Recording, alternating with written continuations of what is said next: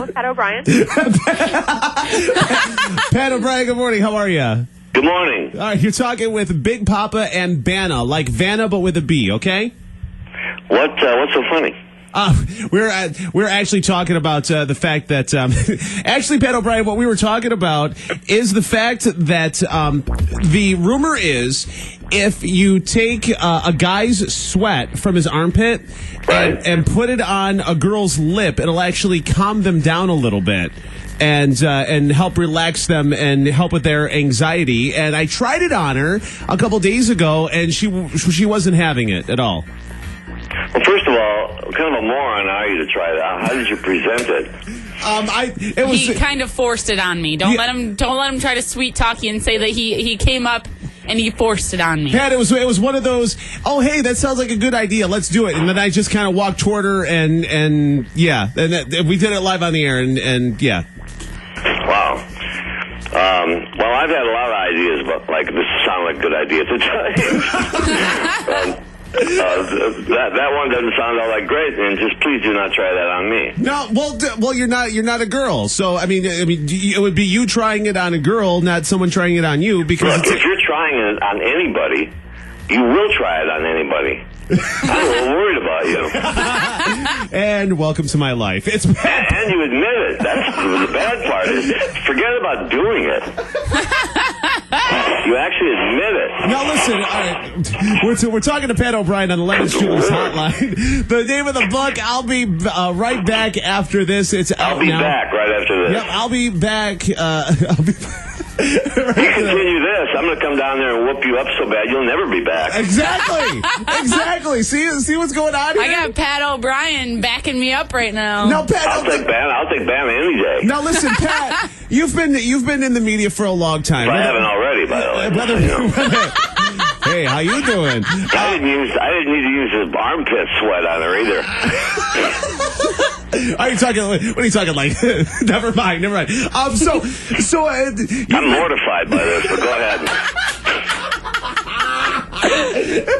Now you need to tell me, Pat, that between doing the sports thing and the Insider, Access Hollywood, and everything else, you mean to tell me that there hasn't been stuff that's been like, oh, okay, that would be good for the show, and you just kind of went and did it. You mean to tell me that there was none of that ever? Come on now.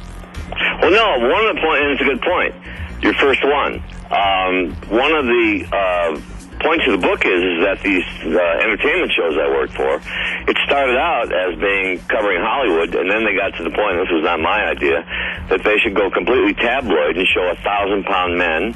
Or, by the way, this armpit thing, that would have been on the show, because they would go so tabloid that they thought people wanted to hear this. That's when I began to go home at night and say, I'm doing this, and drink myself until I passed out.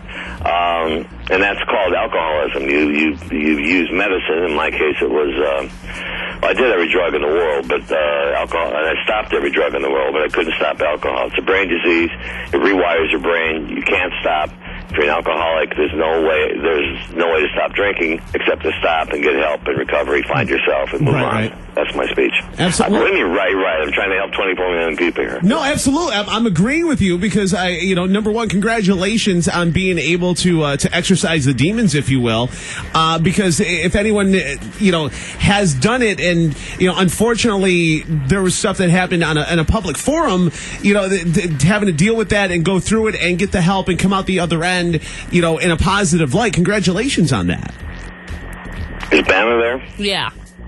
Why don't you just ask the question? What was it like when the voicemail hit? I mean, are you trying to? I mean, come on. No, well, I mean, here's the deal on the voicemail, and to be fair, before you start, Pat, to be fair, Banna never knew about the voicemail. Until we were prepping for the interview. You're how old? 24? 23. 23. She didn't know about the voicemail until we were prepping for the interview. So I mean, luckily at this point, as we're going further, it's not as big as it was when it first hit. Well, I don't know why it was so big. I didn't even realize I was a celebrity until I think, and I'm not, but until I hit. But I'll tell you, here's the deal on the voicemail. Did you listen to it, Banna? Yes, I did listen to it. Yeah. Once or twice? Once. All Okay, it's pretty bad. I have She's not lying. heard It was actually 3 times. No, it was once. It was one time. I ran into a group of women in New York sitting around drinking martinis outdoors. They go, "We listen to this thing every night. We love you." But let me tell you about that thing. First of all, I was in a blackout. I blacked out Sunday morning, woke up Tuesday. Blacked out in New York. This is what alcoholism does to you. Drunks do stupid things. Alcoholics do really stupid things. But Banna, just so you know, there was a little history attached to it. I am the first, shall we call me reasonably good looking? I don't know. I'm the first reasonably good looking man, single, with money, a car and driver in New York City to try to get laid. There was never another. The outrage of it surprised me because I know no other man has ever made that call, and no woman has ever gotten that call. I don't know what you're talking about. I've never made a call like that ever. Of course you haven't. Charlie Sheen, and by the way, there were no hookers. I was in bed by 7. Charlie Sheen. His response to it was, "Great effort, my man." Of course, it's Charlie Sheen.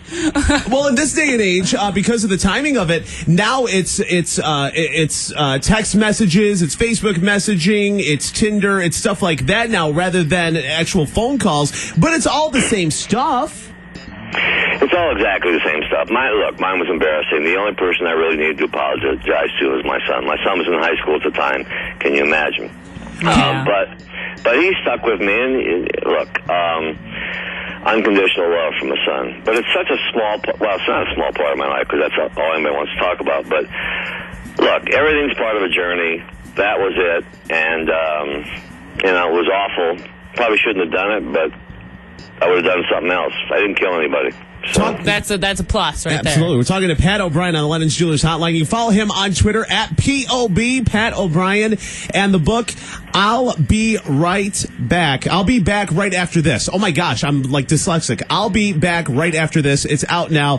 Make sure you go and pick it up and check it out. Can I ask you, I want to get ask your advice on this. Something happened locally that is scandalous, and things were done when impairment happened, and it broke locally media wise. Lots of internet stuff and pictures got shared all around.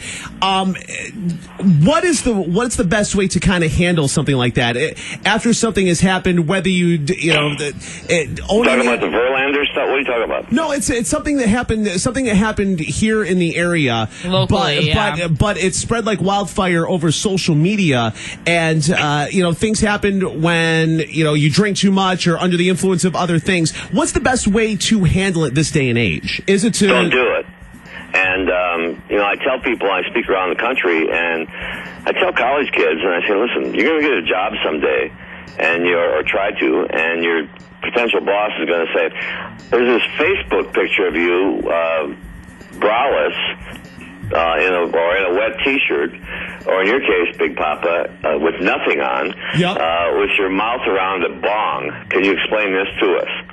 And people think these pictures are funny, and they probably are. I may have sent a couple myself, but I appreciate that. By the way, thank you for the text message on that. That was awesome. Well, Banna's going to get a couple later in the day if this goes okay. Send them on over. But I mean, really, honestly, you just got to think. I mean, it's all fun and everything. And it's all pretty benign, but that's what people do, and eventually it catches up with you. Now, it's fun for the moment, but it catches up with you, and it does go. I mean, and your point is tremendous, because the way the world works now, everything goes viral, no matter what you do. I mean, it's incredible. Absolutely. So you just got to be careful, and you're hearing this from me. But you just got to be careful. And as I said earlier, people who drink do dumb things. I get that. But alcoholics, and if I could just get my message in here quickly, alcoholics do really dumb things and sometimes can't remember them. And what happens is that an alcoholic not only hurts himself, but his family, his kids, people around him, his boss, his coworkers, and it creates a tornado. But there is a solution, there's a way out. Bang, that's my message. But yeah, just don't do it. Absolutely. What does this person do anyway? It's something that we. Why can't you just tell me? All right, something happened in a bar bathroom that if anybody's parents saw their daughter doing would not be helpful and not be. Yeah, I got it. Yeah. He's like, okay, I get the picture. And it involved multiple people, like 3. So yeah.